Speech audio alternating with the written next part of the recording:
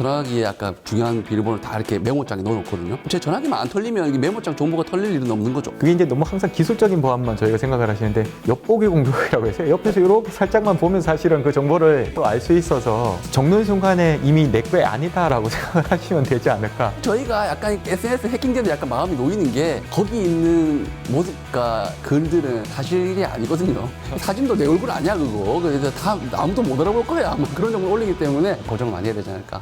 간 내린 에스프레소처럼 향기롭고 진한 신기술의 세계를 소개해드릴 테크프레스의 진행자 과학전문 PD 윤정재입니다.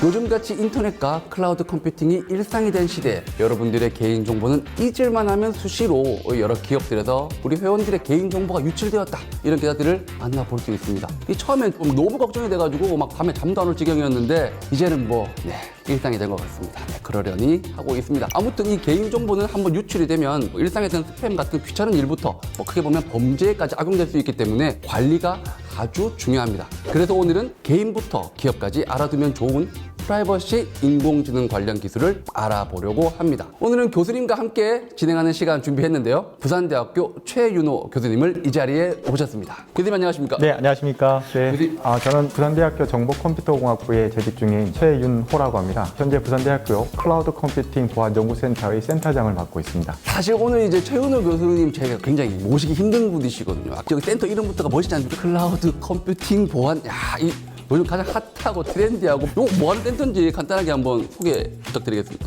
예전부터 이제 데이터를 다루는 방법 중에 이제 하나가 클라우드에서 이제 데이터를 관리하는 방식인데요. 그런 방식들을 갖다가 사용을 하는 과정에서 불편한 점도 있고 보안 관리상에서의 어려운 점도 있고 이런 부분들을 클라우드라고 하는 원격에 있는 환경에다가 데이터나 이런 컴퓨터 영상을 갖다가 누구나 쉽게 편리하게 할 수 있는 방안을 갖다가 제공해주는 기술을 개발하는 센터가 되겠습니다. 자기가 이제 복잡한 컴퓨터 같은 걸 이제 필요 없이 접속만 할 수 있으면 이제 쓸 수 있게 되는 그런.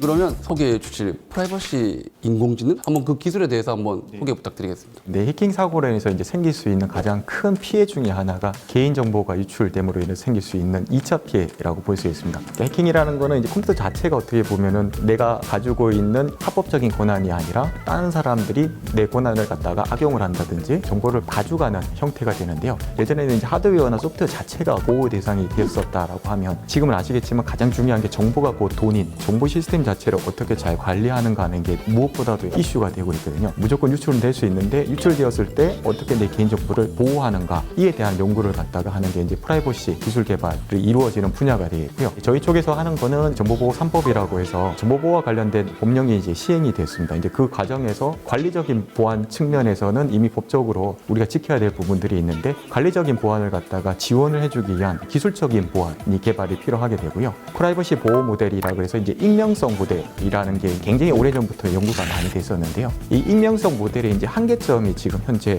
드러났고 이 부분에 대해서 이제 대체할 수 있는 기술을 이제 연구를 해오고 있습니다. 연구자들이. 첫 번째 방법이 이제 암호화 관련된 기술이고요. 두 번째 방법이 차분 프라이버시라고 해서 이 두 기술이 현재는 이제 경쟁 구도로 이렇게 발전하고 있다고 보시면 되는데 이 암호 기법 같은 경우는 속도가 너무 느려서 아직까지는 사용하는 데 좀 한계점이 있습니다. 그에 반해서 차분 프라이버시라는 기술은 익명성 기술을 갖다가 대체할 수 있는 기술이면서 또 장점이 뭐냐면 이거는 이제 비정형화된 데이터라고 해서요. 자기소개서를 쓴다고 했을 때 이렇게 이름 뭐 쓰고 하는 그런 칸도 있겠지만 밑에 칸을 다 비워놓고 거기다가 글을 쓰게 돼 있지 않습니까? 그럼 이런 게 이제 비정형 데이터의 이제 예가 되고요. 혹은 이미지 데이터 이런 것들이 되는데 예를 들어서 뭐 자동차 번호판이 있을 수 있고 중등록증을 들고 이렇게 찍게 되면 이미 개인정보가 다 들어있는 상황이 되다 보니까 현재 연구하고 있는 거는 기존의 이제 정형 데이터에 대한 연구를 넘어서서 비정형 데이터에 대해서 어떻게 프라이버시를 보호하고 할 수 있을까? 그와 관련된 연구를 진행을 하고 있습니다.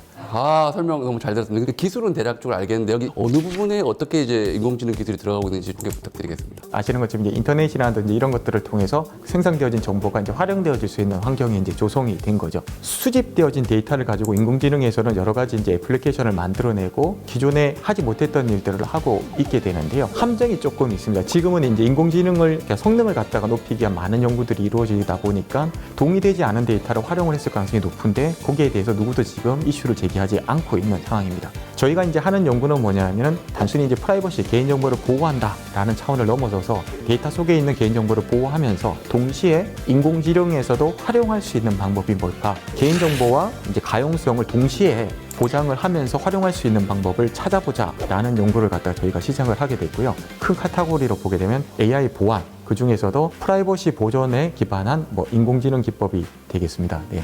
이게 반드시 꼭 필요한 기술이군요. 사실은 저희가 걱정하는 거는 딥페이크 기술이 워낙 발전하다 보니까 몇 마디만 가지고 목소리 똑같이 따라할 수 있다 보니까 그런 것들이 아주 굉장히 저희는 무서운데 주로 제일 많이 활용하고 있는 기술은 어떤 기술인가요? 비정형 데이터를 대상으로 하다 보니까 이미지 분석 과정에서 사용되어지는데 그때 사용되어지는 이제 데이터를 비식별화하는 방법을 갖다가 생각을 하고 있는데요. 그냥 쉽게 생각하시면 주민등록번호에서 저희가 1 이후의 숫자를 갖다가 혹은 2 이후의 숫자를 요구를 하지 않는 이유는 뭐냐면 개인 식별할 수 있는 정보가 들어있기 때문이거든요. 아까 말씀하신 것처럼 딥페이크 같은 이 현실적으로 다가오는 부분들이 있겠지만 더 중요한 부분이 뭐냐면 의료 이미지 데이터를 갖다가 예를 좀 들 수 있습니다. 범죄 수사나 이런 데 보시면은 손바닥 정보라든지 혹은 사람의 얼굴 정보, 그다음 이빨 정보 이런 것들을 통해서 그 사람을 식별할 수 있는 그런 상황이 발생을 하게 되는데 인공지능에서는 이 식별이 목적이 아니고 본인들이 이제 하고자 하는 연구에 맞춰서 이 데이터를 활용만 하면 되거든요. 그 외의 정보는 사실은 불필요한 정보라고 볼 수 있는 거죠. 활용이 될 수 있도록 하기 위해서 개인 관련된 정보를 갖다가 비식별화해서 제공을 하게 되면은 실제로 의료 정보가 바깥으로 나갈 수가 없습니다. 저희가 연구하고 있는 이런 프라이버시 관련된 기술이 활용되게 하면 다양한 분야에서 이 의료 데이터가 공개가 돼서 활용될 수 있는 상황을 만들 수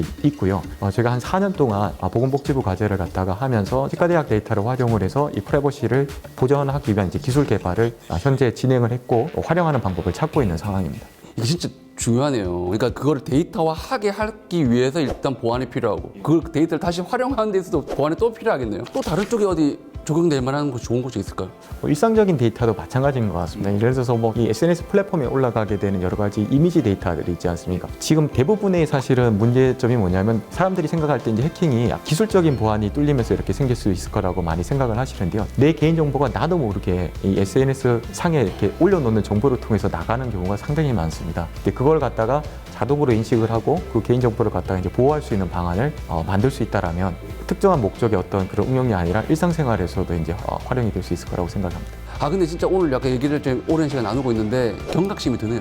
좀 관리를 좀 잘 해야겠다. 반성을 하게 되는 기회가 되는 것 같습니다. 교수님께서 지금 너무 좋은 연기하고 계신데 이런 것들을 토대로 앞으로 향후 목표나 계획 같은 게 있으실까요? 어쨌든 남들보다 먼저 시작을 했고 그 연구가 이제 실제로 상용 수준까지 이렇게 발전을 하는 과정에서 경쟁을 해야 되는 구도로 가겠죠. 해야 되는 연구도 지금보다는 조금 더 복잡한 형태의 연구가 많이 이루어질 텐데요. 그 단계까지 이루어지는 과정에서 실제 궁극적으로 갔을 때 제가 만든 기술이 아까 말씀하셨던 여러 가지 의료 쪽뿐만 아니라 일상생활에서 이렇게 좀 상용 기술로 이렇게 좀 발전이 돼서 이 분야에서 제일 잘하는 사람이 누군가라고 물어봤을 때 제가 이렇게 좀 될 수 있으면 좋겠다라는 생각이 제가 궁극적으로 이제 연구하는 방향이라고 말씀을 드릴 수 있겠습니다. 그리고 이러한 기술이 이제 좀 발전을 하면서 벤처기업, 그다음에 중소기업들에서는 성장하고 싶지만 이제 기술적인 부분에서 좀 한계가 있거든요. 그 과정에서 저희가 조금이라도 이렇게 도움이 돼서 수요 기업들이 이제 성장할 수 있는 토대를 좀 마련해 줄 수 있다라고 하면 좋겠다라는 생각을 가지고 지금 계속 연구를 해나갈 생각입니다. 오늘 진짜 많은 반성과 스스로에 대한 반성을 하게 되는 시간이었던 것 같습니다. 개인정보 보호 정말 중요한 것 같고 여러분들도 생활 속에서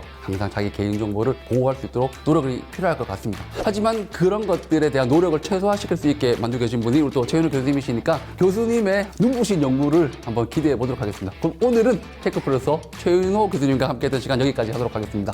네, 지금까지 시청해 주셔서 감사합니다. 감사합니다.